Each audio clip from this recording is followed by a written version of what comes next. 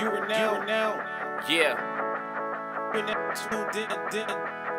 To the Holly Flavor Podcast, guys. The Holly Flavor Podcast. This here is episode number 3. Episode number 3 of the Holly Flavor Podcast. Man, this is your boy Eddie Royal. We are going to discuss some things today.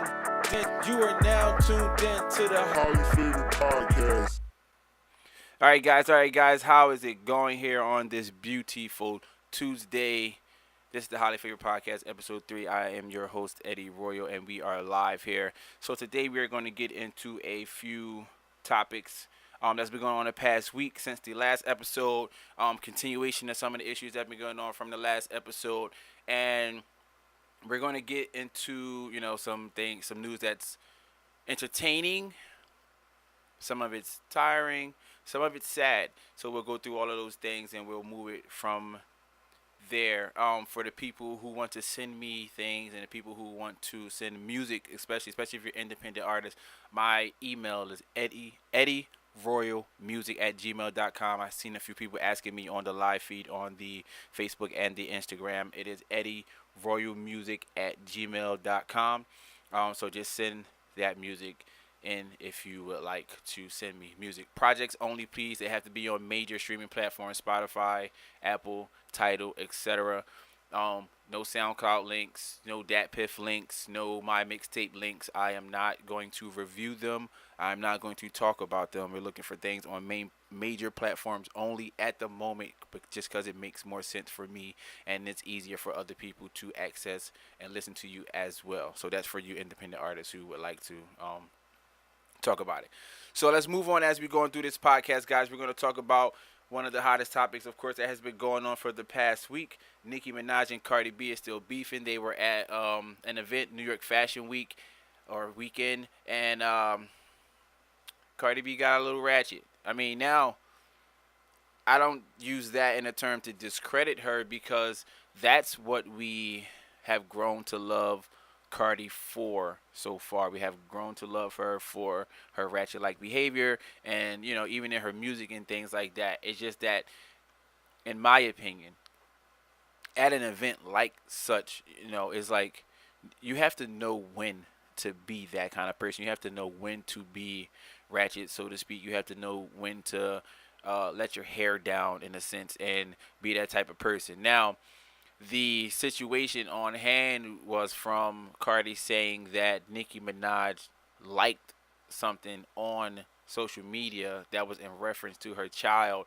and one of the tweet, or one of the tweets in question, in my opinion, wasn't a tweet. It wasn't coming at the child. It was saying something like Cardi was saying like "Welcome home, Kodak" or something like that, and then the tweet from a person, a normal person, an average person, was saying that for someone who has a daughter, it's shocking how you would, you're backing or you would allow them around someone who's accused of, sexual misconduct on a minor and things like that. What kind of parent are you? And allegedly Nicki had liked the tweet. I didn't see anybody repost the actual thing of Nicki Minaj's name on the like tweet, but at the same time, it's possible. But in my opinion, that still wasn't something. Even if she did like it, that's not something for you to snap and now you want to be on site with it. For someone liking a tweet of someone questioning why would you allow your child around someone who's accused of these things. Now, he hasn't been charged with it, like in court. He wasn't found guilty of it. I think it's something that's still going through the courts or something like that. I don't know the full details of the legals that's going on behind that, but it was something about other people that did something and he was just around when they filmed. It was like a video or something like that, and I'm like, okay, so you like this tweet of someone saying, how could you let your child, or how could you support someone like this and things like that? You like it, maybe you agree or something like that. It's like, all right, cool. We all know Nicki Minaj and her past, not even her past, her current issue with like her brother, I believe, who's in prison or has been charged with like pedophilia or all that stuff like that. So people are like, how could you even think to be involved in something like that, as far as liking that, when you literally support someone, or whatever the case may be on that aspect. But going back to my own opinion on it, I don't think, even if she did like that tweet, that's not something to fight about. Especially someone like Nicki Minaj, and I'm saying that to say that if you're going to do that with Nicki, you're going to have to do that to the other thousands of people who liked and or retweeted that. So it's like if it's on site with Nicki, just like it was on site with the person that you end up getting beat up in the strip club or fighting in the strip club, soon after you had your baby, it's like why not pull up or start sending out replies to the thousands of people who like to retweet it and tell them to meet you somewhere or pop up at a location? Because here's my thing on that. They'll show up. In the age of social media today, with anybody looking for a reason to be known and they're clout chasing and things like that, tell one normal, average, everyday person, hey yo bitch, how dare you say some shit like that or like that, don't like that tweet about my daughter, I'm pulling up. You in New York, I'm pulling up. Where you at? They'll drop their home address and they'll just be out there waiting with a bunch of cameras because they want that type of clout. So why only seemingly why only Nicki Minaj? I know y'all, Cardi saying she been through some things, some business things with her, as far as Nicki blocking her money and all of these other things like that. And it's like, okay, but what did that have to do with, like, the sound crazy saying, hey, like some shit about my daughter again is fucking insane in my opinion. That's crazy. Like, to say, I can't like. I see if it was like your daughter ugly as shit and then she liked it and retweeted it or something like that. That's different. You know what I'm saying? But it wasn't that. Like, it wasn't that. One, we haven't seen your child. We saw a foot and some lips. So we don't know if the child, ugly or not. Yeah, people have ugly babies. I'm just saying. So it just, Chris was good. But I'm not saying that your child's ugly. Of course, I haven't seen the child, but even if the child was ugly, I probably wouldn't say it. I have more respect for other people's children than that. But the internet does not, and that's probably one of the main reasons you're not putting your child out there, because the internet is brutal. They don't care. Like, someone's going to make one meme if your child doesn't look good, and it's gone. It's out of here. Um, But why? Like, why to the people? Like, I want to hear from, even if it's not during this episode and no one's on my live on Instagram and Facebook. I want to hear at some point, like, the people who support Cardi. How could you support that aspect? Like, her saying, like, some shit about my daughter again, and then one of the alleged tweets is something that is not even directly addressing the child, in a sense. It's one of those. It's one of those kind of things. I don't get it.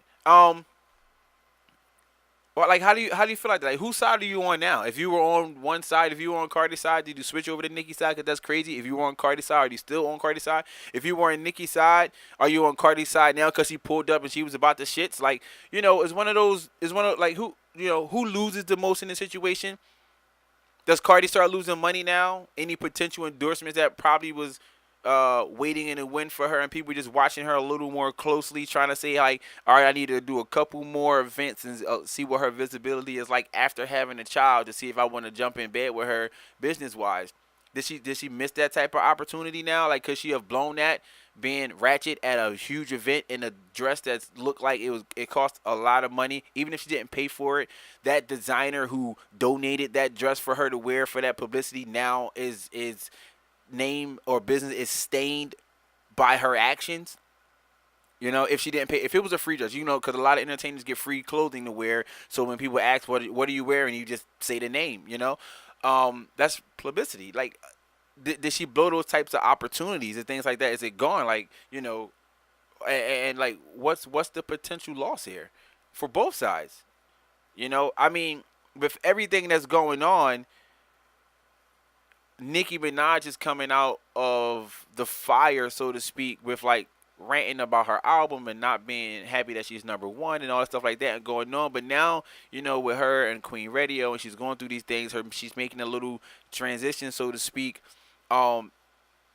She's starting to get back in bed with the people who liked her or used to like her, or just like content. Like me, I like content, and I'm a fan of both. I'm a fan of Nicki. I'm a fan of Cardi.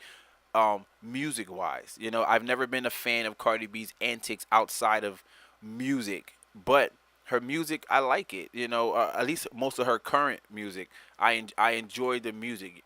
Same thing with Nicki. Through our entire careers, it's things that I don't like, but then it's things that I do like, and we're at a point now where, how do you transition from that? Like, what's your projection on your future? You can't be ratchet forever. You can't be like, for us, for consumers, for people who are watching, it's entertainment, and they be like, it's cool, it's fine and dandy, because we can, like, the next Cardi B, so to speak, next year it could be somebody else. It'd be like, who's this? Like, I spoke about it on the last podcast. When it's somebody up next, the new wave of youth or the new era is just going to move on, and you're going to be in the same position, and you're going to be like, okay, Cardi trash. She trying to kill my next favorite rapper, such and such, shorty or whatever, and you like, yeah, and she's trash now, and it's over, and how would she be able to handle that? I don't think Nicki handled it well, as far as that transition of the influx of new female artists and things like that, and they're getting a little piece of the spotlight because she's never had to deal with it almost her entire career. So, if we gotta say, we gotta allow Cardi to adjust into having new money, because she's coming from a place where she didn't have money. If we gotta allow Cardi to adjust, we have to allow Nicki to adjust too, to not always being number one for a day or a week or a month or something like somebody else literally taking her spotlight in a spot that she feels like she held down for so long, and she did, rightfully so. It doesn't mean you have to condone crazy behavior, but you do have to take in the mentality, like, take in that she's never had to deal with this. She's never had to deal with it. She it brushed over a little bit briefly when Remy came home from prison, and I thought they were gonna do some big things together. That went south, and now we're here with her and Cardi B fight. But now Cardi B is like becoming, literally trying to become a physical, make it physical, and it should have never have went that far, especially if it was something that wasn't said. Like, she didn't say anything, from my understanding, out of her mouth about your child or your family or anything like that. So, it's huge, because Cardi B had an interview a while ago, like, maybe a couple years, a year ago, whatever case may be, when she was on her rising, and she was saying, like, nothing is off limits. Like, if I don't like you, I would talk about, like, your family, your kids, and all that stuff. Nothing is off limits. Just for clarity, I'm going to play the clip so you guys can hear. This is Nicki Minaj played it on Queen Radio. It's a clip of Cardi B, one of her interviews, where she said nothing is off limits. So I'm going to play the clip for the people who are listening. Again, you could chime in, let me know how you feel through the clip. If you want to get more of it, you can go through and listen to the entire episode of Queen Radio, where I'm gonna play a few clips, and that's about it. I'm gonna keep it moving. For the people who are watching, of course, you're not gonna be able to hear the clip, but you can always check back and listen to what's going on, and we'll chat. So here's the clip. This is from Queen Radio. Nicki Minaj is playing a clip of Cardi B saying how nothing is really off limits, and we're gonna take it from there. Just to see, just to get a response, just to figure out, like, how can you be, like, it's kind of like you're hypocritical of your own words anyway. So here we go. Beginning. I hate when some people come at me and it's like, oh, Cardi, why you coming at people's kids for? But I'm my mother's kid. Like, the same way your kid is your baby, I'm my mother's baby. If my mom was to be scrolling down and she see people talk about me, that will hurt her feelings. That will bring it back. Nothing is off limits. I hate nothing when is some off people limits. come at me and it's like, oh, Cardi, why you coming at people's kids for? But I'm my mother's kid. Nothing is off limits. I hate when some people come at me and it's like, oh, Cardi, why you coming at people's kids for? But I'm my mother's kid. Wavy thanks. I didn't expect this. Now, hold on. Okay. In other news. So let me just say this. The other night, I was a part of, like, something so mortifying and so humiliating. Right. To go through in front of. Pause that for a second. So, she goes into, she plays a clip from Cardi B having an interview, and she said, "Yeah, WAP, you're not going to hear it on the live, because it's just being recorded through. But if you go back and listen, it's going to be there. So I'm gonna explain. she goes into that. She plays the clip of Cardi B at an interview saying, nothing is off limits. Pretty much, if I don't like you, and you got to think when people are talking about me online, like I'm somebody's daughter too. So if you're gonna talk about me and I'm somebody's daughter, then like your kids and you're pretty much like your kids, your dead kids, whatever the case may be, they're not off limits because I'm somebody's kid too. So now, and yes, and putting this disclaimer out there. Sometimes your mentality and your mindset is different before you actually have a child. I get that. For some people. So now being that you have a child, your whole mentality of nothing is off limits now changes. So now, no one, you can talk about everyone else's child or someone else's children, deceased or not, someone else dead mother and things like that. Is like that changes now. Do your mentality now, and I'm only speaking in the sense of Cardi, does your mentality now it completely switch? You're like, oh no, kids are off limits now. But not moms, but kids. Kids are off limits because now I have a kid. So now I got to be defensive of mine. And I get it. But at the same time, you can't be on both sides of the coin. Flip the coin, pick a side, and stay on that side regardless of where you are in your life. So if no one is off limits when you're angry and you're bitter about things, or people are attacking you on the internet and you're saying, okay, if I want to lash back, nothing is off limits. Nothing is off limits. Even if it's coming from someone who's at your level or higher, you're now like that's your rule. You set that out there for yourself. The rule that you set up for yourself is now there. You preset that. So and then after Nicki goes more into talk about like she was mortified about the the actual attack or the alleged attack or the attempt on the attack at Fashion Week, and she was saying like just to see all these other rich people in high power walking past us, looking at that situation was embarrassing.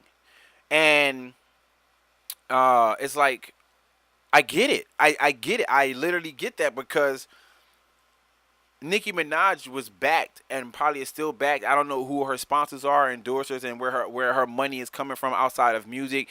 Things change over time. But just think like, you're in a position where you can have people pay you just to wear an outfit or just to say a brand or just to, and then you see them being in a altercation that only starts to portray what they already assume hip hop culture to be. So now it's like, now we're just ratchet bitches. You know what I'm saying? Like that's what she thinking. Like in the eyes of these other rich people who I like to do business with, we're just ratchet bitches now. And now you could have made me lose money for that, and you're definitely not going to get the money. Being the attacker, you're definitely not going to get the money. But being the person who seems to warrant the attack, now people are going to be a little more iffy into doing business with me because can I go somewhere without you showing up and trying to attack me on the main platform now? And now we got to up security, or now we got to have all these other people around to make sure you're not there. So now the truth, not the truth, but now it comes to, now I'm really going to ask if you're there. I'm really going to be like, hey, if she's going to be there, I'm not coming. So choose who you want to be there.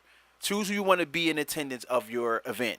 If she's there, I'm not going to be there. And I'm speaking as far as like being Nicki, because the claims were, you're stopping my bag. You told people not to work with me. You tell, places like, if you're going to be there, you're not going to show up. If you work with me, then I'm not going to work with you. So you can, lose my number type of thing. And I mean, tell me how, if you think Nicki a pussy, tell me how. She talked too much. I mean, talk too much as far as what? We're in the era of content. I'm reading, a comment off the Facebook. That said Nicki a pussy. I'm just trying to figure out how. Same thing I said last week. You show up to a place, there's a bunch of security there. You have security, I have security. Their job is to make sure we stay safe. If any one of us are allowed to land any type of hit, that security company or those security companies didn't do their job. That's all I look at it like that. I don't have anything doing with being pussy. I feel like if they both crossed paths in the bathroom and got into a fight, they'd fight. You know, I don't know who would win, but I believe they'd fight in that situation. But in public, open like that, wearing $30,000 dresses in an event, like hell no, it's not going down. It's not going down. So I can't say Nicki pussy because she wouldn't have had the opportunity to fight in that setting anyway. But so Nicki goes on further into her rant, and she says this. So I'm gonna play another clip from Queen Radio. So here we go. You got these women crying and scared to leave their house. Mm-hmm. And you want to talk about stopping bags? This is disgusting. Because you know because you know they can't afford security. Right. So you scaring these girls to death and they can't even come to work anymore? Yep. And you want to let your publicist write something about stopping bags? Do you know what the fuck it is to sit in your fucking room for hours and days at a time writing raps? You came into my fucking culture. Mm-hmm. So, ooh. So she goes in and she goes on further to say, you know, for those who listening, she says, Cardi B had a situation where she was sending men, from my understanding, she was sending men to strip clubs and things like that to beat up women who allegedly or who have had sex with Offset. And she talks a little bit about that and said, you're scaring people into not being able to go to work pretty much because, you know, they can't afford to hire security and things like that to have people out there, you know, watching their back. And now you want to talk about me about stopping bags. You want to say I'm trying to stop a bag and you're scaring people half to death and they can't go to work, you know. And then she goes on to say, like, you know, more about the ghostwriting. Do you know what it's like to sit in your room for hours locked in and write your own raps, you know? And the biggest take from that is when she also said, you came into my culture. Like Nicki Minaj said, she said to Cardi B, you came into my culture. Now, we know what the hip-hop culture is. We know that it's, you know, predominantly black. We know that is really, you know, the thing we say, like, black people, we are hip-hop. That's our genre. And I'm not in disagreement. I agree with it 100%. I want to know what the public thinks and how they feel about when statements like that are made now that it's towards someone that you like. Now it's like, damn. You know, because if it was a white rapper, you know, same thing, they did it with Iggy. You coming to, girl, you trying to come into our culture, relax, you know, because she's not black. And Cardi's not black. So do you agree with that in the sense of, like, it's okay for Nicki to say that? Is it okay for Nicki to say to Cardi B, you came into my culture now, and now you're trying to dictate things? Is that cool to say? I'm not against her saying it. I don't know how much weight it holds because we look at hip hop and when we start talking about it, we've never really we only really tried to say things about like white people coming into the hip hop culture. We never really discussed like Spanish people, anybody Hispanic. We never really discussed American minorities. We never really discussed minorities coming into hip hop, and we had an issue with it. It's just always when someone's white.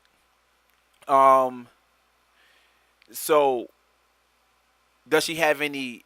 Does that hold any weight? Like, is there any truth to that? Is that something that should be broader, like more on a bigger scale of discussion? Because we never really talk about that. We never really say, you're not black and you're doing rap music. We all love pun. Like, you know what I'm saying? Like, as an artist, probably not as a person, but we, like, a lot of people who listen to hip hop, a lot of people got him in the top 5 of people they think are the greatest rappers of all time and things like that. And but we never really talked. We never really be like, you know, he's Spanish, he ain't black, he not hip hop. You know, like, is that a thing? Like, is it a thing? Is it only? Does that only cater to the conversation when you're talking about a white person? You know, like, that's a huge discussion that I don't know. Like, I haven't seen a discussion about it. That's a huge discussion to have. Like, who's not part of the culture? Who's not part of the culture? You know? And then I think that'll open doors to a lot of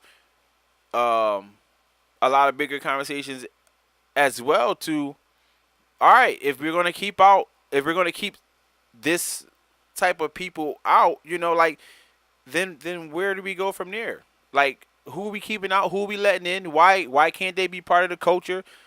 Like, what's the culture now? That's the main question. Like, what is the culture now?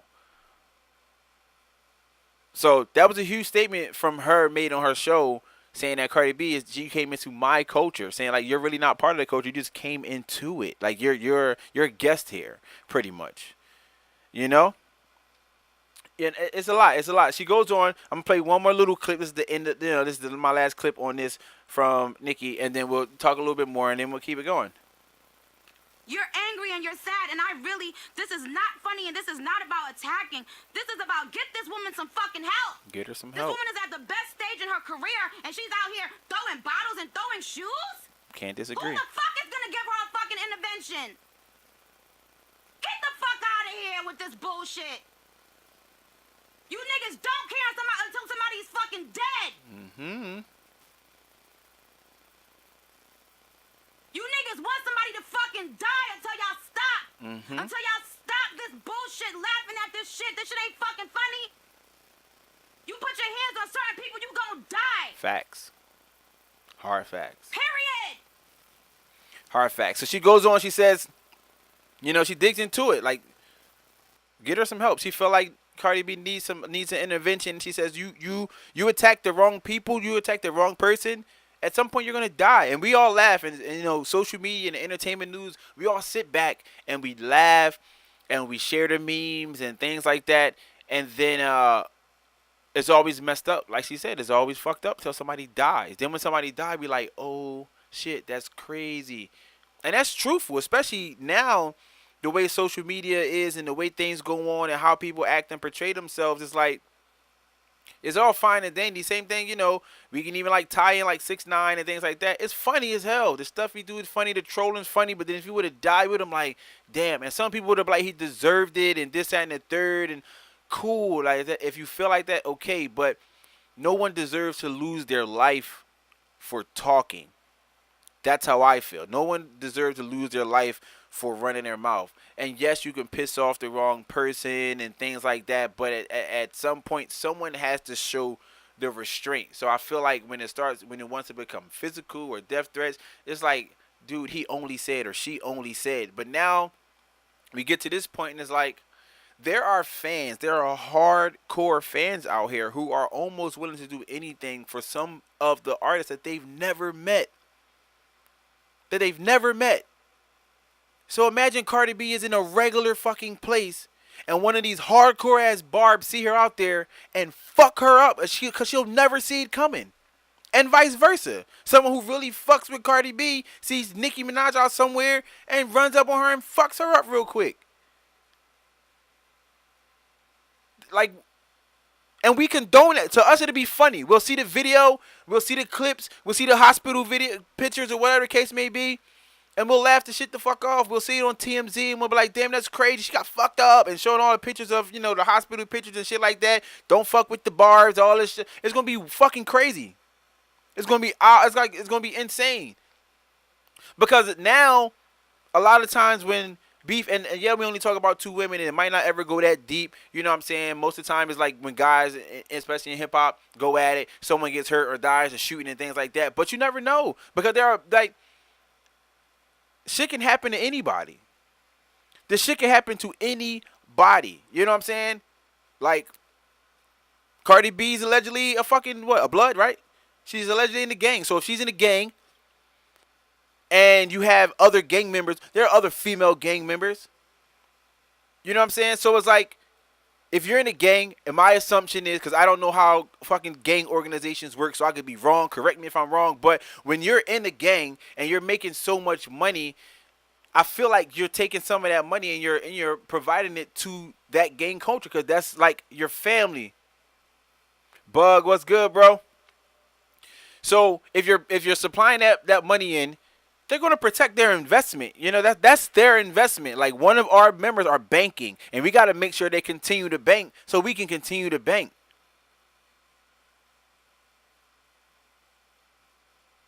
Like, think about that shit. Imagine one of them get caught slipping. Like, people out here shooting for real. Like people are out here really getting shot at. Security can't stop all the fucking bullets. Somebody gonna get down. You drop all the security, and it's only you. So I feel like she was right in that aspect of saying you fuck with the wrong people. At some point, you put your hand on the wrong person, you'll fucking die. And I don't know if that was a threat to Cardi, saying like, bitch, you got the wrong one, I'll get you fucking killed out here. I don't know. But just taking it just even outside of the Nicki and Cardi beef, that's real shit. You know what I'm saying? A lot of these rappers out here, and all they fucking do is internet beef. And they tweet at each other, and they fucking Instagram thugging all fucking day. But then they go and you see them get fucking robbed in the Starbucks. You know what I'm saying? You see the fucking girl that they fucking with from the strip club, get them fucking set up. You still fucking slipping like that to get set up. So imagine, like, that could have been the time you died right there. Over beef. Because you fucking tough. You know what I'm saying? Like, or you acting tough. You're not tough, you're acting tough. A lot of these people can't even fucking fight. A lot of these rappers can't even fucking fight no more. They never even been outside. It's crazy. You know, and I don't really like my thing is this. A lot of people be like, I don't think women should fight, period. I don't. I think you want to fight. I think anybody should be able to fight. I think anybody, if you want to fight, fight. I think you should be able to scrap it out. If you got hands, you got hands. That's it. Do I think guys should be out here beating up women? No. And I mean in the sense of, like, period. But I also mean in the sense of, like, I don't think guys should be actually in a fight like me and you square up and fight a chick. Nah. It's crazy because, you know, like I said, like I think women should be allowed to fight. I think that's like, I think they should. I think it's nothing, you know, in my mind that makes them any different from men going at it. If you look at, even if you want to take it to like, oh, the animal kingdom and shit like that, the female animals, they fucking fight for what's theirs. They fight for territory. They fight for their kids. You know, they fight for their mate. They do it. We're no different. Only thing that separates humans from everything else is our brains, our logical thinking that makes us create and manipulate a different society and trying to establish our own rules. We're trying to outthink ourselves. That's the only thing that makes us different from every other animal on the planet. That's why the only reason we're at the top of the fucking food chain. Because if we were fucking weaponless, naked, and in the fucking jungle, we'll lose to lions. We're not gonna fucking win those battles if we were fucking stupid. We're not gonna win. We're eating the fucking lion. We're food. You know? Going off on a tangent here, but you know, I agree, Bug. I agree.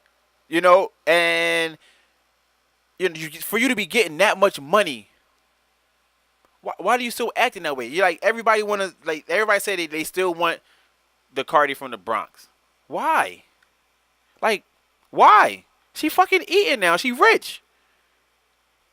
Why do you want that? Like, why do you want to see somebody now fuck up their opportunity? First you was there through the come up.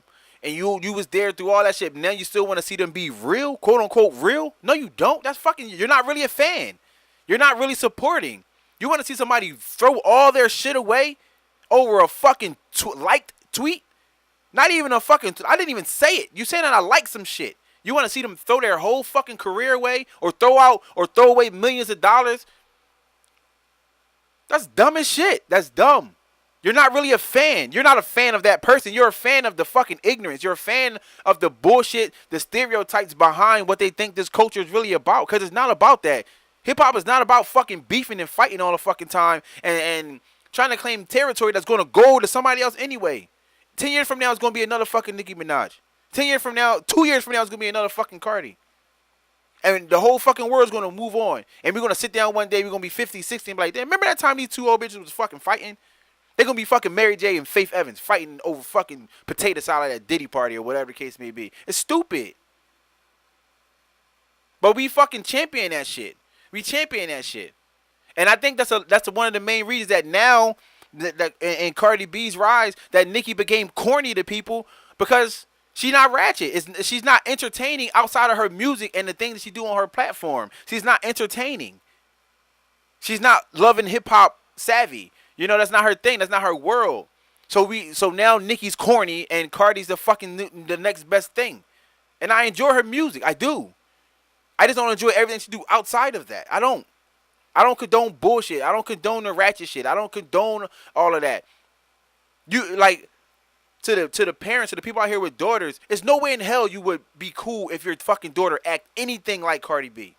If you had to choose between two women you would want your fucking child to act like, you had Cardi B on one hand and Nicki on the other, 99% of you would fucking pick Nicki any fucking day. Hands down. But you don't like her because she's not entertaining and she's corny. Because she's allegedly out here stopping other people's bags. If she has enough power to stop somebody's bag, fuck it. Stop it. Because I want that bread. If you can go out and if you and another person had a fucking job interview and they say one bad thing about the person out there, and if it's better than the bad thing they say about you, you get the fucking job, you're going to find the best fucking thing bad you can say because you want that job. So what's any different from her? She want all the money. She want the bag. She's looking out for self-preservation. This is fucking hip-hop. She in this game by herself. Granted, yeah, like she got Wayne and all that stuff to back her, but still, at the end of the day, you're in it by yourself. You're at the fucking top of the totem pole. You think Jay-Z ain't never stopped nobody's fucking bag before? You tripping if you think he never did. He done blackballed so many artists and they came out and said it, and you know what we said? I don't give a fuck, it's Jay. We don't care. Jay got the power to do that. We don't care, it's Jay. So I'm tired of hearing about this, oh, she corny for stopping bags. No, she not. She not corny. She ain't stopped the bag, she want the bag. Who you want there? You want Cardi or you want Nicki? You want more viewers or no? That was her angle the whole time. You want me at the award show, I win or she do. If she win, I'm not coming. Okay, that's the politics of the game now. Play the fucking game. Play the game. Because I'm pretty sure if Cardi B can stop another person's bag coming up, if they say, you want the bag or should we give it to her? And you say, nah, give it to me. She going to say, nah, give it to me. So I'm tired of that shit. That's corny. You can't stop nobody's bag if they big enough to get it on their own. You can't do it. So if you wasn't out here acting ratchet and somebody could say, nah, I think she's good enough, we still gonna do business with her anyway, even if you no longer do business with her, with us, I think we'll be fine, then that would have been the case. But if you're not on that level, fuck it. Stop the bag. Get your fucking business right. Get your attitude right. Get your shit up and you'll be okay. That's what I'm saying. People don't really understand that. People think it just, I make a phone call and it's like, no. You know what I'm saying? Like, that's dumb. That's dumb as shit. Like, come on. That's like if fucking Nick Young won a Nike deal and LeBron be like, nah, I don't think he's set for this platform. They're gonna be like, cool, LeBron. But you're gonna be like, damn, LeBron corny as shit for stopping Nick Young back. Nah, man, they're gonna like, that's fucking LeBron. He trying to build a brand over here. He don't need no more attention going nowhere else. He's trying to build his shit. And we'll keep it moving. It's no different with Nicki. If she's stopping bags out here and she got the power to stop bags, fuck it. She's stopping them. Stop it. When you can make yourself bigger than the companies who are paying you, and you can swing that fucking power around every now and then, swing it.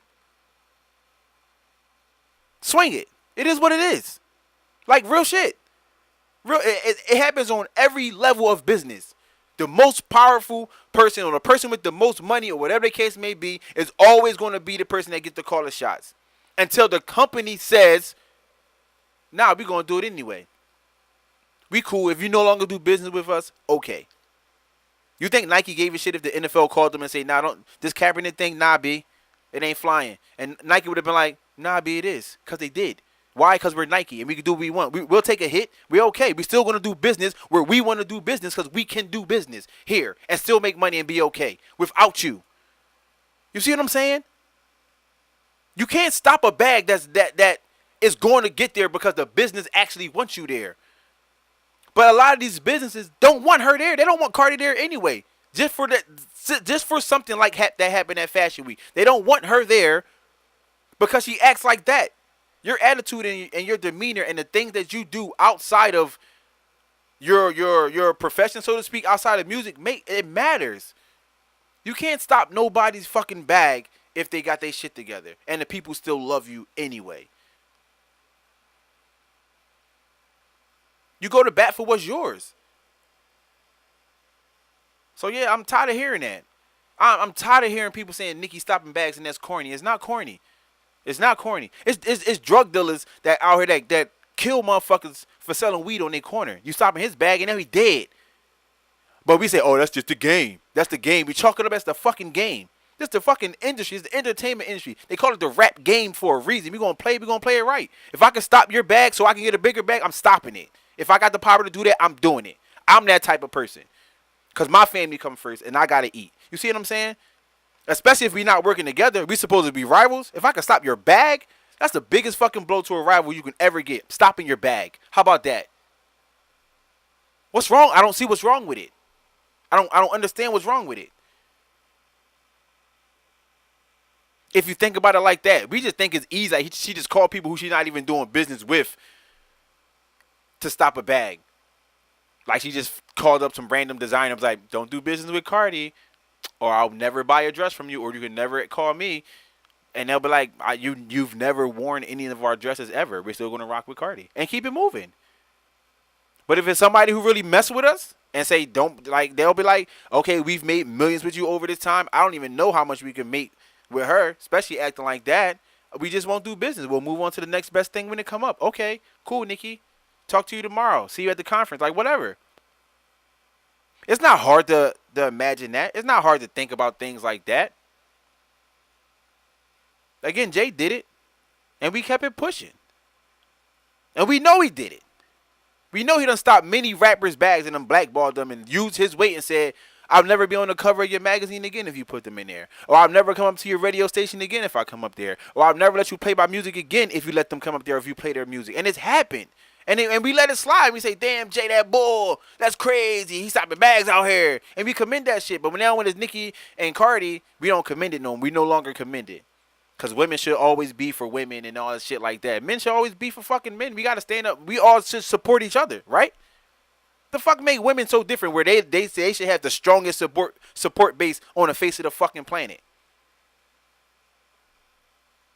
What makes them better humans that we shouldn't all support each other? This is shit that I be talking about. Women should, especially when it come to like minorities and all that, like, come on. Black women should always support black women and shit like that. And then like, why? Why? Tell me why. Give me a good reason why. Yes, to have a stronger support system and build the culture and things like that. I get it. But everybody doesn't garner support. Everybody shouldn't be supported by everybody. I don't like everything, so I'm not going to support you if I don't like it. I'm not just going to support it for no reason. If I don't like it, I don't like it. If I don't like you, I definitely won't support it because I don't like you as a person. I don't like you. So why would I support? I don't care what you're doing. It's the greatest thing ever. I won't support it because I don't like you as a person. I don't have to like it. I don't have to support it. If there's a black corner store around here and I go in there and it's dirty and there's 3 other Spanish stores around here and they seem cleaner than the black one, I'm going to the cleaner ones. I don't care if you're black. It's not about, oh, you don't support. No, it's fucking dirty. If it's the cleanest, it's the cleanest, then I'm there. If their prices are better, then I'm there. Or equal, then I'm there. I'm not going to support it if your prices are higher. Y'all could all be equally as clean. If the prices are higher here, I'm not fucking going. Because I want it cheaper. Because I'm a consumer. So cut the shit with that. Come on now. That shit is dumb, man. It's dumb. It's dumb. Stop in the bag. Nobody stopping no fucking bag. You stop your own bags. If somebody can stop your bag, to that company, you was never even worth that much in the first place. You was never worth that much to them in the first place. If anybody could come into a brand, a major brand, and stop your bag from going down, you was never worth it in the first place. Quick spin off of that. I think that's why Drake is pissed off about the whole Adidas thing with him and Pusha T. He's looking at them like, damn. I was trying to do a rollout about my son. You know what I'm saying? The news dropped before we got to get through the finalization of the rollout. And now I lose that bag. What was my value to you? Of course it was only dollars and cents. Yeah. But then he go right back to Nike. Now he out. From Jordan trying to get Adidas back to Nike. Fuck it. Because now you're telling me that I wasn't worth shit. Yeah, I was worth a couple dollars. But as a person, now you fucked up because, like, oh, now we can't do it because Pusha T fucked up the bag, so to speak, because he dropped the news sooner than what we were going to drop the news. Now we fucked up. You see what I'm saying? But he moved on to a bigger and better thing and kept it moving. Probably got a bigger check from Nike and kept it moving. They probably like, you should have never went the fuck over there anyway. You know what I'm saying? Or that was a plug from Kanye, and then he got fucked up because Pusha and Kanye, you know, they fucking work together. They run the same label. So I don't know all the ins and outs of that, but I'm just saying, like, come on. No one can mess up your bag if you're worth more to them than the person, or you're worth enough to them than the person that's telling you don't do it. No one can stop that bag. So get y'all shit together, man. Nicki, she spoke some shit on her show. Cardi was a little ratchet over the weekend, and I think she should calm that shit down. You know what I'm saying? At some point, you have to grow up. At some point, you have to stop messing up your own money. Because now it's not hard for Nicki to stop your bag. She going to say, I'm not coming. You saw that shit she just pulled that Fashion Week? If she's there, I'm not. Pick. If she comes, then I won't come. Cool. If she's not there, I'm showing up. Cool.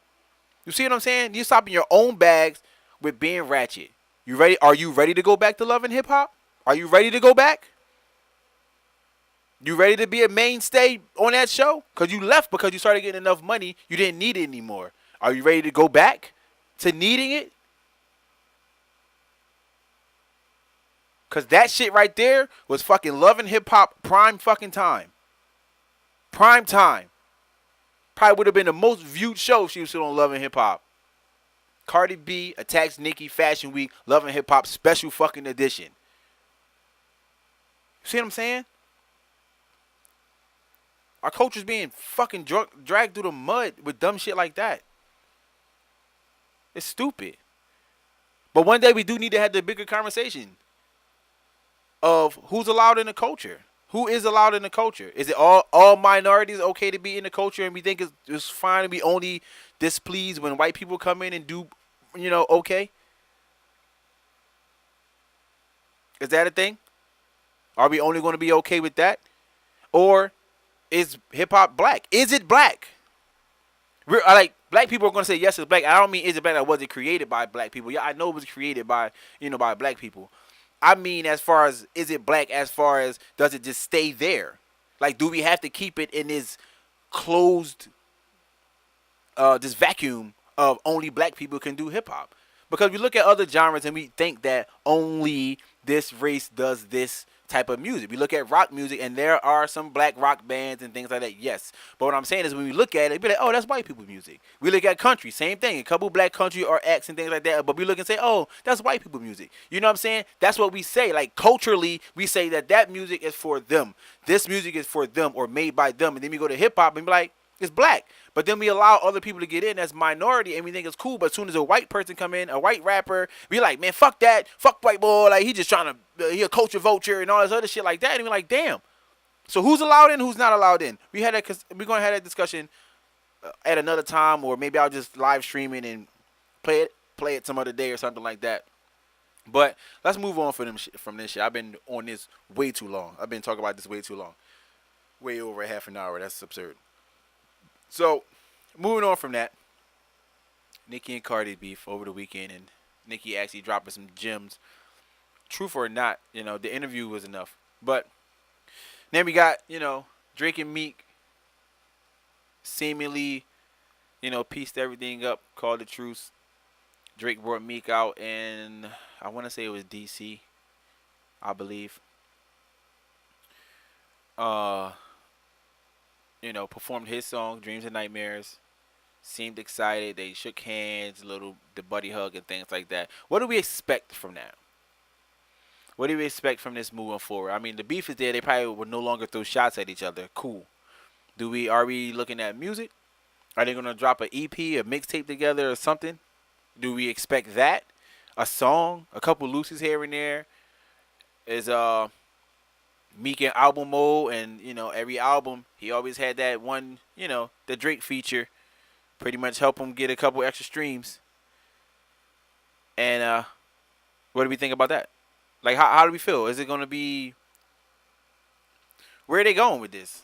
Do we care? Let's start that. Do we even care that they're cool? At least industry cool. Do we care that Drake and Meek are not buddy, but that they're back on seemingly good terms? Do we care about that? You know? I don't know. I mean, I care because I like music. I'm a fan of both. Of course, I'm here in Philly. I'm a fan of Meek. I've been a fan of Meek for a long time. I'm a fan of Drake. I think he's the top, rap artist in the game right now as far as what he does, entertainment and rap wise. I just think that's where where his spot is, and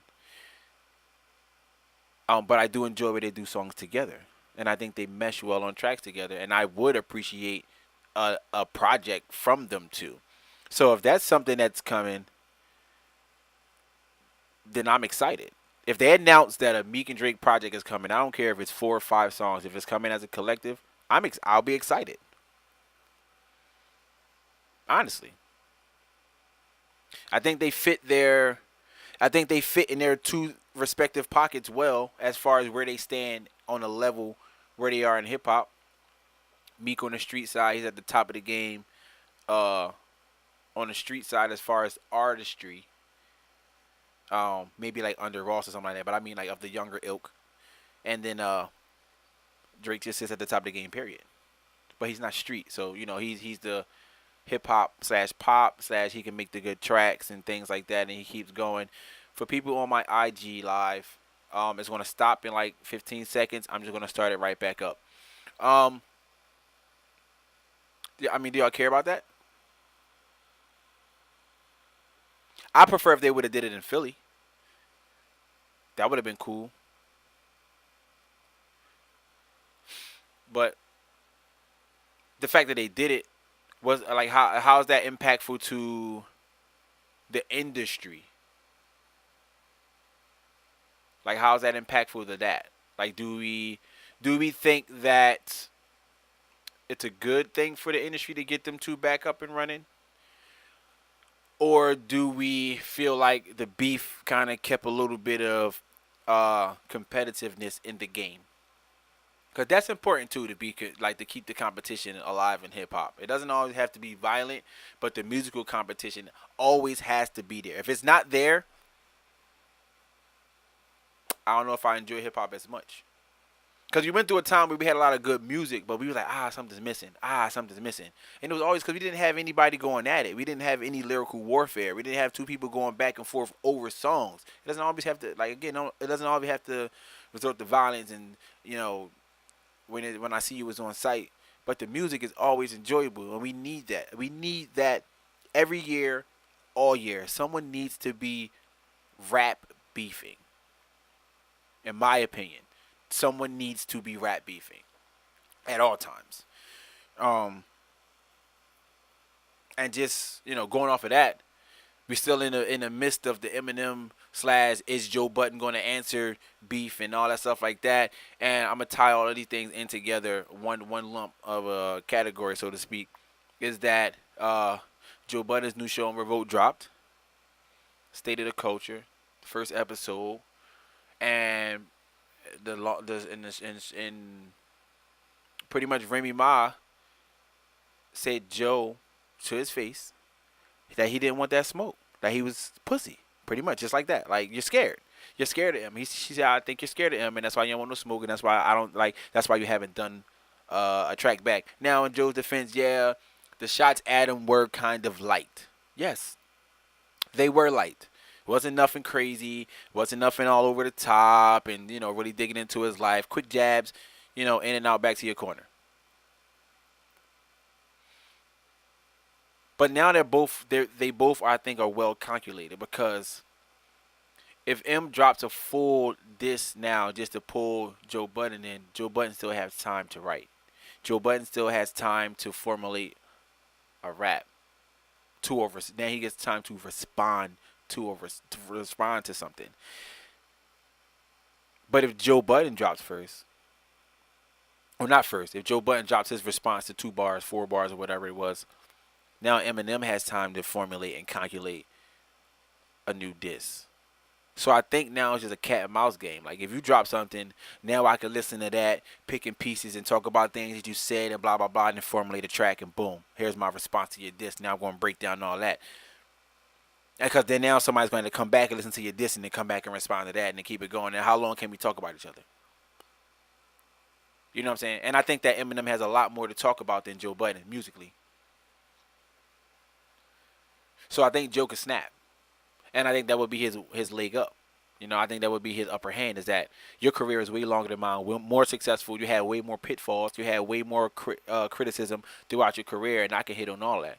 I could take one song per critique and go at everything. I could break down your discography, album by album, and destroy you. So I think Joe has the upper hand.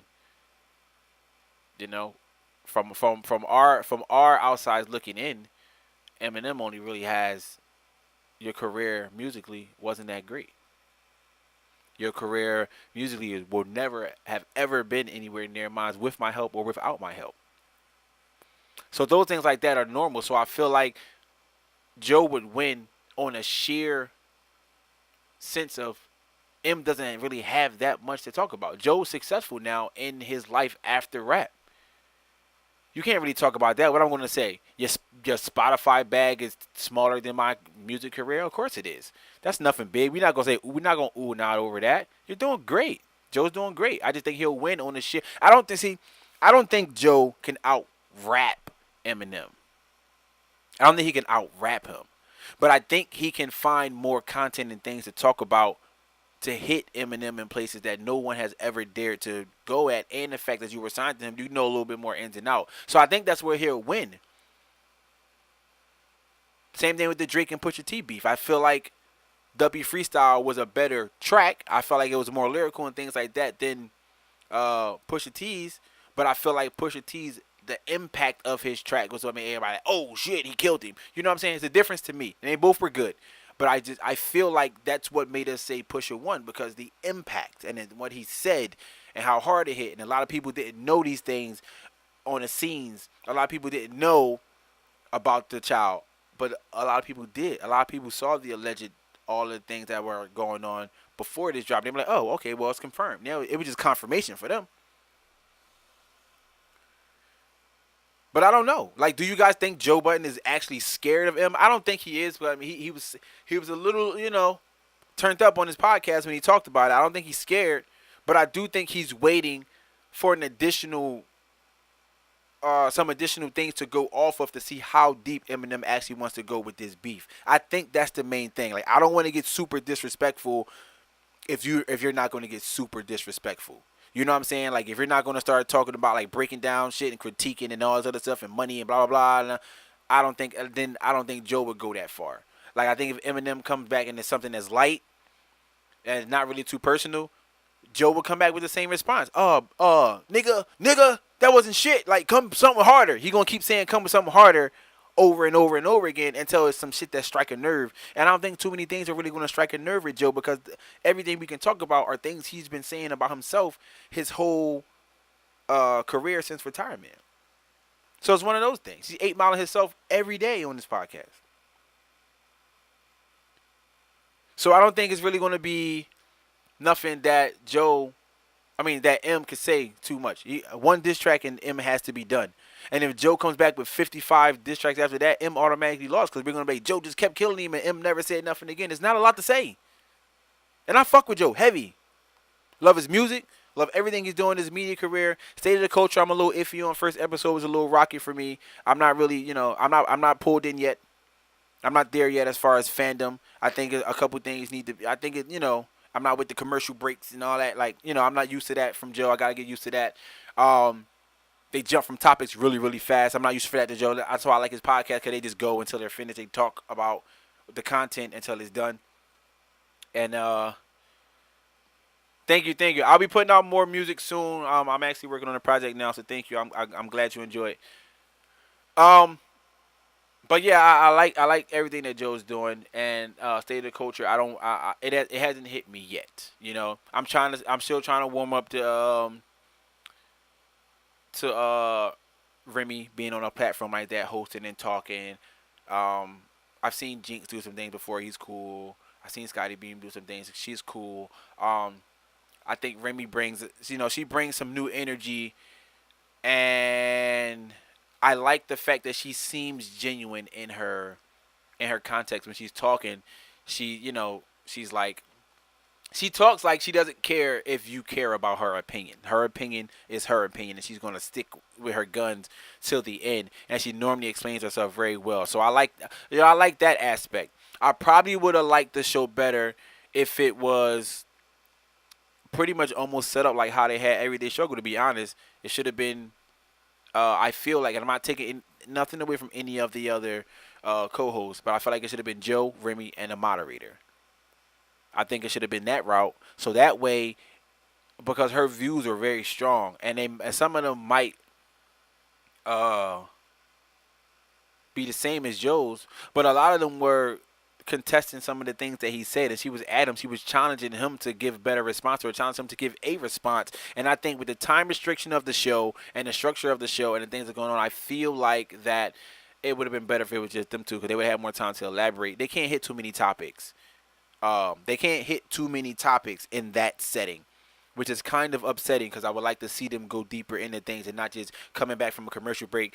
They were finishing up one conversation we thought was about to get real into it, and they come back and it's another topic. You know, so I'm still up in the air about State of the Culture. I'm going to give it time. I'm going to watch, and I hope it gets better over time, because I always wish Joe the utmost success in his career, and I think I hope it's great, and I hope it sticks out. I do want this show to flourish, and I do want it to have multiple seasons and things like that. So I think they needed to extend the time, having some behind-the-scenes stuff with no commercial breaks, not the actual episode, because I watched it on YouTube.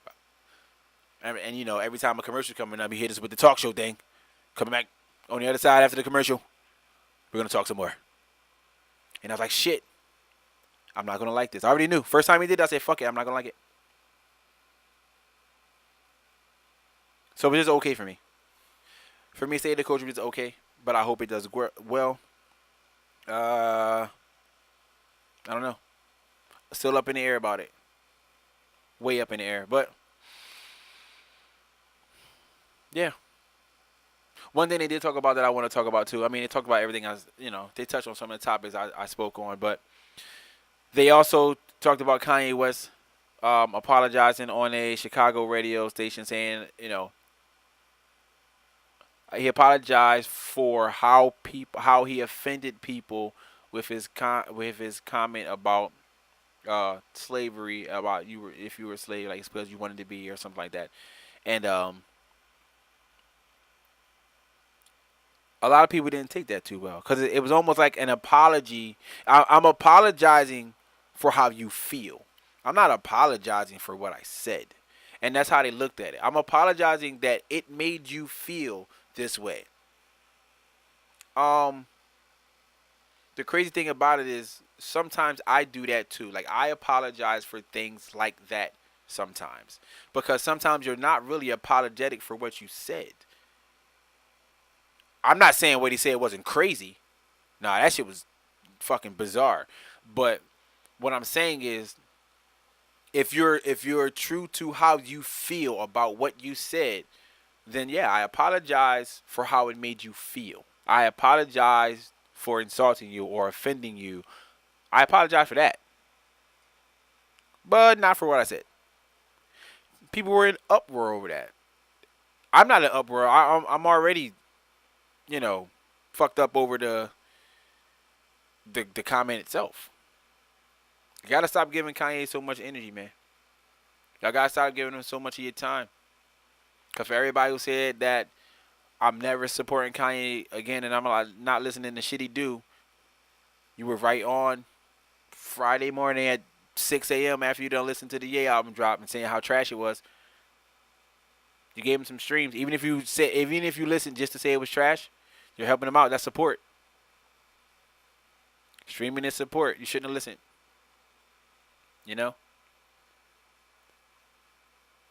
If you're sharing some Yeezys on your social platforms just to say that they trash and they ugly, there's a lot of other people that like them. That's your support. Think about it. More things are shared on social platforms that are negative, harmful, or funny than things that are good and kind-hearted. Every day. And that's support. Whether you believe it or not. So stop giving him energy. If you don't support what he do, Stop giving him your time and your energy. Stop checking for Kanye West. Stop trying to be part of the conversation. I think that's the problem. You want to be part of the conversation, but you don't want to support Kanye West because you want to be with the in crowd. Fuck it. Don't be with the crowd to discuss Kanye. Go talk about something else. Get out. Don't listen to the music. Get out. Don't talk about how bad or how ugly the clothes is. Get out. Leave it alone. Ignore it. That's the best way you can not support something. It's crazy because a lot of people aren't going to tell you these things because they don't want to offend you. If you feel offended by that, oh well, grow the fuck up. Same way with the people burning their fucking $35 pair of Nikes. I haven't seen one person burn a pair of LeBrons yet. So if somebody burned a pair of LeBrons because they don't support what they're doing for Kaepernick and Serena, somebody send me that link. I need to see it. I want to see LeBrons being burnt. I want to see some $200, $225 Kobe's being burnt. I want to see some authentic jerseys being burnt. Things like that. Don't fucking burn no fucking $20 Nike swoosh t-shirt. Cutting the logos off of socks. Who does that? I cut the Nike logo off of socks because you still going to wear them socks. I'm going to just cut the logo off because I'm not going to support you. How many people see the logo anyway when you're wearing Nike socks? Most of us wear pants. And the pants should cover your socks. If you're wearing your socks outside of your fucking pants so people can see your logo, you're fucking nasty. You're sick. That's how I feel. But if you don't support something, don't support it. Don't give it your energy. Don't give it your time of day. Burning something you paid your money for is the most, like, it's stupid to me. It's the dumbest thing in the world. If Mercedes said some racist shit as a company and they go out, I don't think I'll see anybody going out there burning their fucking Mercedes. I don't think I'll see anybody else going out there trying to car and bomb a fucking Mercedes. You gonna drive that bitch to work the next day because it costs a lot of money. Rolls Royce says some racist shit. Yeah, I won't see nobody burning those. But y'all want to burn the cheap shit. The $20 Nikes you got at fucking Models on sale. Y'all want to go burn that? The fucking Lawnmower 3s. Like, think about it. Every time somebody in fashion or whatever is want to burn shit that you paid for. They didn't lose a dime from that. They didn't lose a dime. You already brought it. So what? Buy the whole fucking shelf and burn the whole thing in your backyard. Thanks. I still got your money. So that's stupid. But what's even more stupid is that you still support other things that go on. That's 10 times as worse than somebody just saying, hey, I stand with these people. Because I think what they're standing for is honorable. I think it's good. I think it's correct. I think we should focus more on X, Y, and Z. But then we go out here and we say, damn, it's crazy how, it's crazy how, black people are dying out there because of anything. I'm one of them people who say, like, yes, we should fix social injustice and being killed by police officers and things like that. But I think we should fix black on black crime first. So let me put that out there. I think that should be fixed first. Because we do care less about that, seemingly, than we care about someone in uniform killing us. But here's my take on that too. These people are said to be protecting us. So I think that's why it's the biggest of outrages. Because they're supposed to be protecting the society as a whole. So that's why we're a lot more angry with cops killing black unarmed people versus black people killing black people. I think that's why the uproar is bigger. It's on a bigger stage than things that we know. Because more white people kill more white people.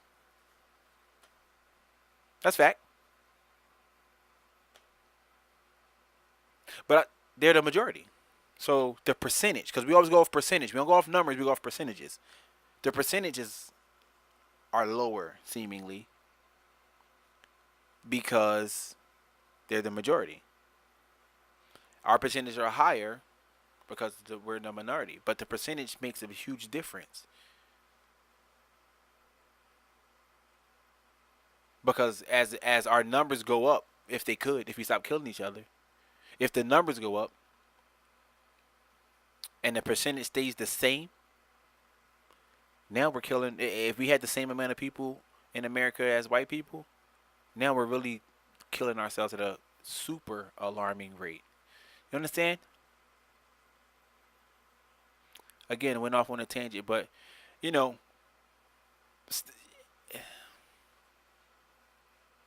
support is, supporting something doesn't always mean you have to buy. Supporting something doesn't always mean you got to share the good stuff. Supporting something, if you like in this age of social media, supporting something is as simple as giving it an extra push. So you share it just to talk shit, you just supported that because there's gonna be somebody else who don't agree with you. Then there's gonna be somebody else who agree with you. They're gonna share it. Then there's gonna be some other people that don't agree with them. So mind your support. Stop giving up voluntary support, so to speak, because you hate something so much. Just don't share it. I see a lot of shit on social media. I see a lot of videos, fight videos, and all types of things. Like the video, doesn't matter. Any video. Some stuff I'll be like, I'm not sharing this shit to my platform. I don't want to give it any more light. It's stupid. It's stupid. It's ignorant. It makes our race look worse. Or even stuff is about an opposite race of any race or any gender. I'll be like, that's not something I'm not into that. And I just keep scrolling. I'll probably watch it. Sometimes I don't even press play. It's just sitting there on my screen and the video's playing without the sound, and then I'm like, do I want to listen and see what's going on? Do I want to hear it? Nah, I don't. And I keep scrolling. So sometimes when people talk about it, I'm like, yeah, I never pressed play on it. I saw the video, but I didn't listen to actually what was said. And keep it moving. So stop supporting things you don't really support. It's that simple. All right, moving on from that. I don't know, man.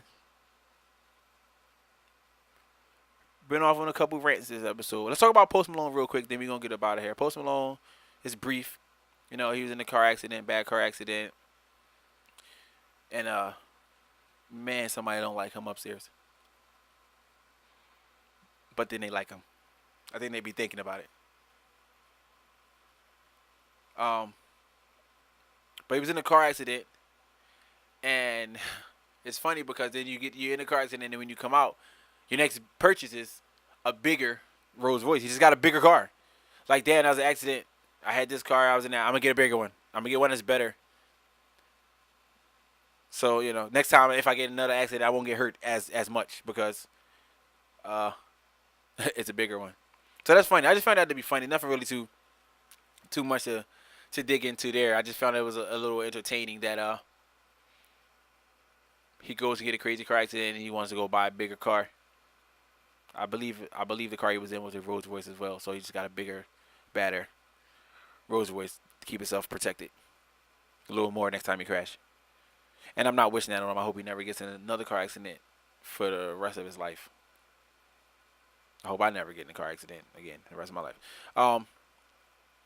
But yeah, man, we talked about a lot today, and I am so glad you guys stayed tuned in. The people watching my live on Facebook, the people who are watching my live on Instagram, thanks for tuning in. The visuals will be up at some point tomorrow. I will put out the full podcast audio tonight on SoundCloud. And before we go, last thing, because this happened after my show, I believe, is that we lost Mac Miller to an apparent overdose. I don't know all the details. I don't know what drug it was and things like that. I just want to say my condolences out to his family. And, he was part of the hip-hop culture. And he had a lot of people who supported him. He was always like, to people who knew him. I never knew him. I didn't meet him and things like that. But I did enjoy his music. We need to really start paying attention to the people that are around us, especially if they have a drug addiction, especially if it's something major. A lot of people look at people who smoke weed and they're like, it ain't that deep. and then they drink on top of that, and their problem is actually with the alcohol and not the weed. But then we start getting into deeper things like the pills. What they say is it could take one time to become addicted to these heavy drugs, but they said you could become a full blown addict in like 5 days or something like that. That's a huge discussion, and they talked about that on State of the Culture too. And I was in full agreement with Remy. She was saying like how we had the crack era, and it was cool when crack first came out, and then people started doing weird shit on crack or for crack, and then it became not the cool thing. And now we're in this area where it's pills, it's the opioids, and it started out as the cool thing, and now people are dying left and right, and we're seeing celebrities do it like on a fast scale for celebrities. Celebrities are dying, and I agree with Remy when she said, imagine how many regular, average, everyday people are dying from this same thing that is not on the news. We're not talking about it because they're not popular. They're not famous. They're not impacting millions of people. So, again, my respect go out to his family. Sorry for your loss. Respect them in their privacy and their time, and I hope they're not getting any negative feedback from this, and anybody trying to take them discredit Mac Miller's name. But that's pretty much it, man. If you have someone in your life that is struggling with any type of drug addiction, talk to them, help them, listen to them, see if you can find something else for them to be a positive outlet. And let's try to minimize and stop this whole epidemic of drug usage, especially especially in your community. And I'm not speaking just for the urban communities. I'm not speaking just for the hip hop culture or pop culture. I'm speaking for all communities. Like, somebody, especially if you care about them, stop letting them destroy themselves without at least letting them know that you care. Say something like, yo, I really don't think you should be doing that. It's okay. They might snap on you, they might cuss you out, but if they have an addiction, a legitimate addiction to shit where they're like not taking care of their responsibilities, or no longer have responsibilities because they lost them, talk to them. Your family, your friend, a coworker, whatever. If you know, you know. Let's stop losing people to drug overdoses. Because at the end of the day, honestly, I never really feel bad for people who die from drug overdoses, because you know the ramifications of said drugs. You know that is a possibility, it's a potential outcome. But I feel bad for the people they leave behind. I feel bad for the families. If they have children, I feel bad for the children. So there are things like, if you're doing self-harm and you die, you die. And that's bad. Like, there's no coming back from death. We all say it. Everybody say it all the time. There's no coming back from that. And if you, in your heart of hearts or in your mind, if you don't have the intent on dying, like if you don't want to die, don't do it. Don't do something that would initially kill you, like purposely harm your body. I mean, anybody could die. You can walk out of here. I can walk out of here and get hit by a bus, because I gotta work. Anything can kill you. But if you can if you can step away from the things you're doing to self-harm yourself by sitting in a room, like me sitting right here, right now, doing nothing, is not going to kill me. But as soon as I say, hey, I want to pop 10 Xans and take a couple shots of Henny, I might die. You know what I'm saying? Like, let's get away from that. Let's get more creatives in the game who don't have to get high to create. Like, if you have to get high to create, I don't really say that you might not be too creative. You might be accidental. You might do good things by accident because you're high. You can't really tap into that potential. Figure it out. Figure it out for yourselves. If you're one of them people, if you're someone with an addiction, figure it the fuck out. Stop blaming everything around you. Stop blaming the world. Stop saying you're depressed, because you probably was never depressed until you start doing these drugs. That the side effects are depression. It says it on the fucking bottle. But if it's not your fucking bottle, you don't see that because you're just buying it off of someone else because you're not prescribed these things. But these are some of the side effects of these medications that you're taking. Depression, thoughts of suicide, things like that. Most of them have these same symptoms. This shit ain't cool. It's not cool. Like, why would you want to take something that makes you feel bad? And I'm not talking about to make you feel high. I mean, after, when you're done, when you're off of it. I feel bad. I feel depressed. I want to die. The world's against me. The world not fucking against you. You're against yourself. If you want to spend 6 hours of your day high, sitting on the couch, space the fuck out of your mind, not being out here being active, being a productive member of society, you're harming yourself.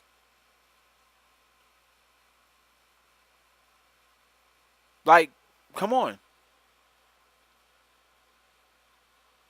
I feel bad for the people that get left behind when people harm themselves and die. I don't feel bad for you for doing it. Because you made your own bed and you ended up laying in that bitch. But it's still sad. Because you won't be the last person. No one learned from the mistake of the person in front of them that died from doing the same thing. They just think it's not going to happen to them. I also feel like if you're that type of person, if you're abusing drugs, that you have to have somewhere in you that you don't care if you die or not. And that's not the mentality that I really condone. Like, you should care if you pass or not. I'm not saying you have to be scared of death, because it happens. It's going to happen. But when you're inviting it, then why am I to feel bad? This goes for anybody. Anybody. If you're a friend of mine watching or listening, family member of mine watching or listening, the people that know me know, I will tell you, you're doing it to yourself. And I don't feel bad for you. I don't feel bad for you. I feel bad for the people you're affecting around you.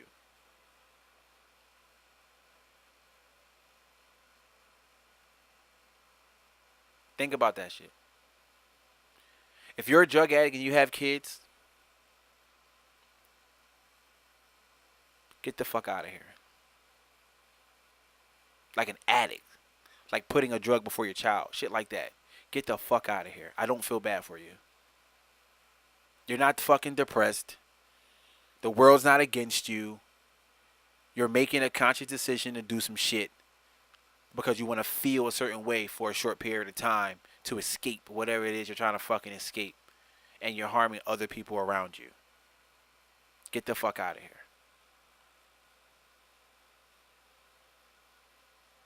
If you know somebody like that, get them some fucking help.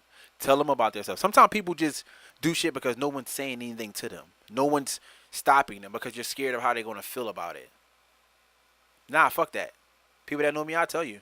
I will tell you. Or I'll just cut you off.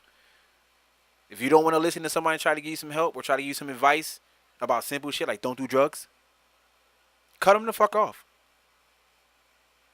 So now the world could really be against them.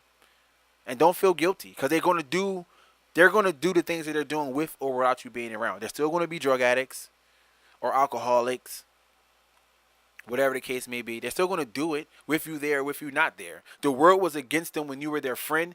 It's going to be against them when you're not their friend. That's how they're going to feel. And now you're just added to the list of things that's against them. So don't feel bad. Try to help them. If they don't want your help, get the fuck away from them. Because all you're going to continue to do is feel bad that you can't help somebody who don't want to be helped.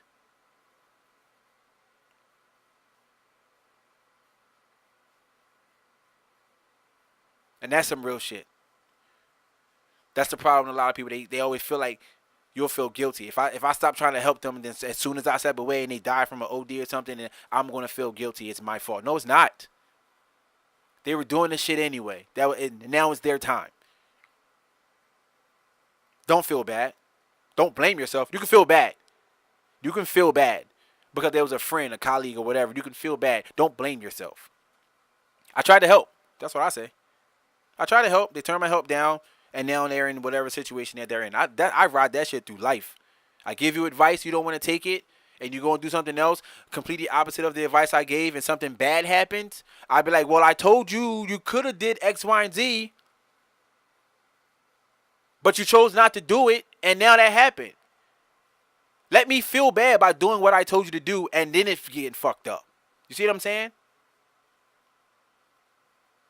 If I give you advice and you do it and it doesn't work for you and something else bad happens on top of it, then I can apologize and say, I apologize for giving you that advice and it didn't work out for you. I'm sorry. But if I give you advice and you don't do it and you go off and do some other shit and it's fucked up, all I can say is I told you so. And I will fucking say it. I will say it to you. I told you to go and do X, Y, Z. And you looking at me like I'm crazy. Stop feeling bad for people you tried to help when they go off and do something and they harm themselves. We got to stop that. We have to stop doing that to ourselves because now we're down and out. And we shouldn't be. Because we tried to help somebody who didn't want to help themselves. Because you have to want to help yourself in order to get help. We all know that. We all know that. I can't lock you in a room, imprison you, so to speak, and slide food under the fucking door until you get off of being addicted to whatever you're addicted to. I'll go to jail. And I'm not going to jail because you want to be a drug addict. You see what I'm saying? I can only talk to you. I can only give you advice. And I'm pretty sure, and if nobody was in Mac Miller's camp telling him, yo, dude, you should put this shit down. You should quit. You're making money. You make great music. You're out here, and you got the world in the palm of your hands. You should really stop doing that stuff. If no one was in his camp doing that shit, they're fucking losers. In any camp. In any camp where the person that's bringing in all the money is a fucking drug addict and no one's telling them they should quit and trying to help them and get them out of the situation, you're a fucking user and you don't deserve to be part of that, and you're like, get the fuck out of here.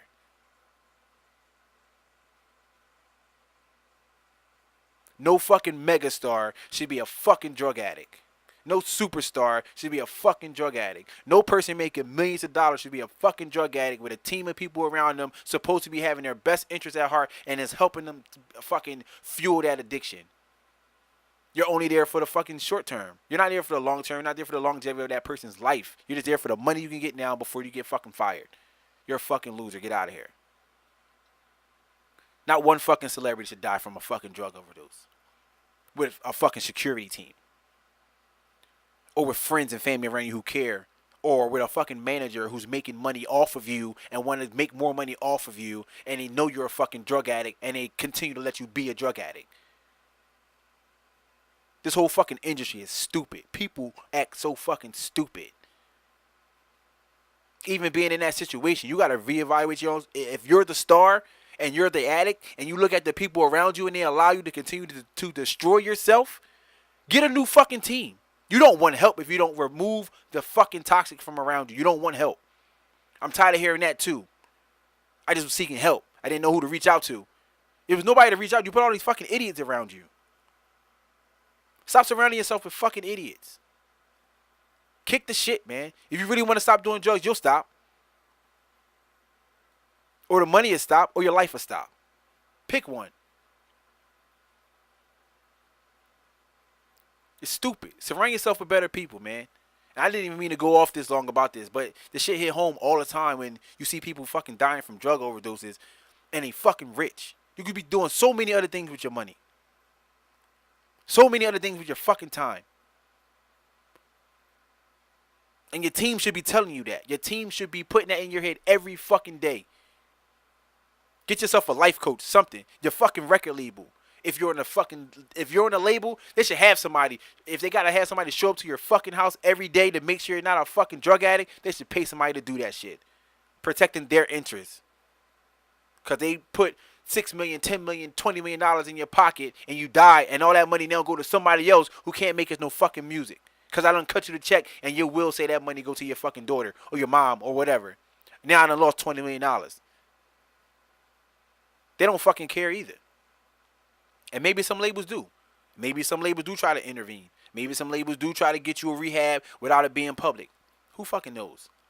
But from the outside looking in, they don't give a fuck either. So surround yourself with better people who would care about you and protect your life, your interests. Your number one value is your fucking health and your self-worth. Without that, you can't make money. You can't make money if you're sick in the hospital all the time.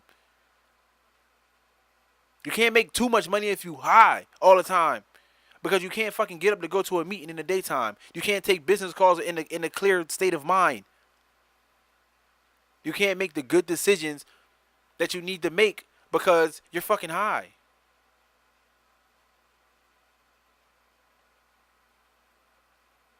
Get it together.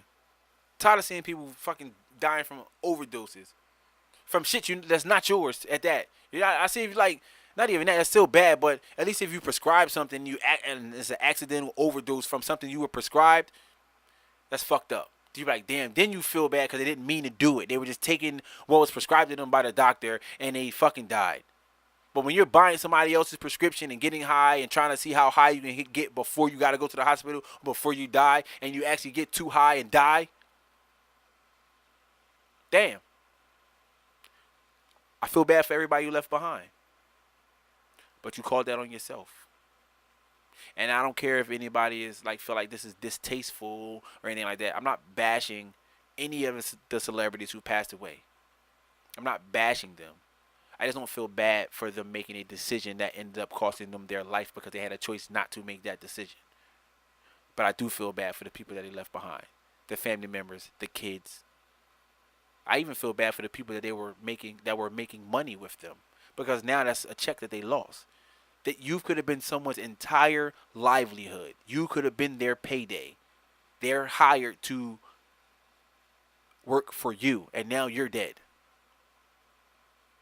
Money gone. I gotta find another job.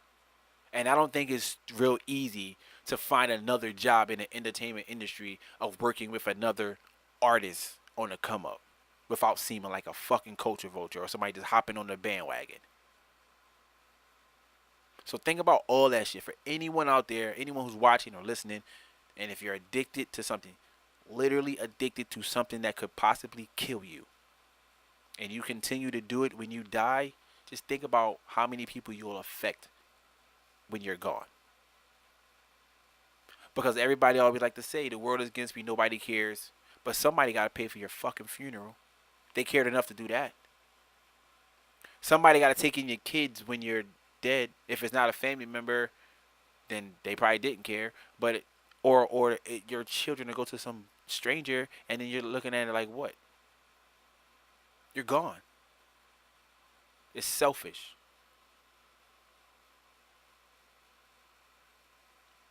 So let me just close this out. It was the Highly Flavored Podcast, guys. Episode number 3.